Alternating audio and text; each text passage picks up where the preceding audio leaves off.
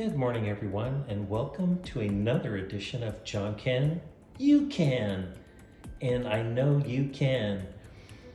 This is an update on the Silvel diesel heater being connected to a small 350 watt inverter unit to run it without having a giant cord going to your solar system if you don't want to.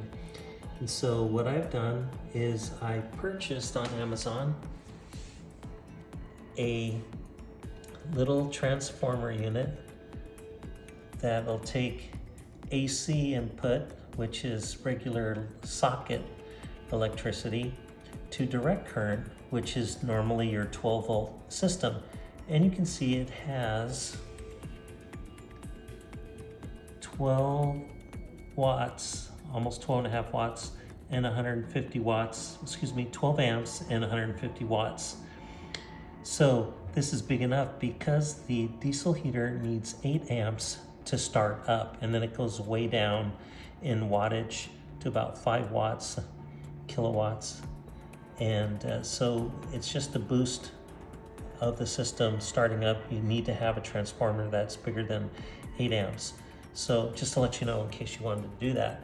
So you plug it in, turn on your system, make sure you click it into DC, direct current mode.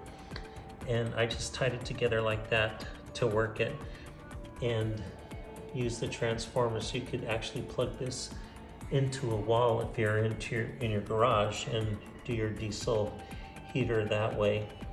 Or you can connect it to your solar system, right?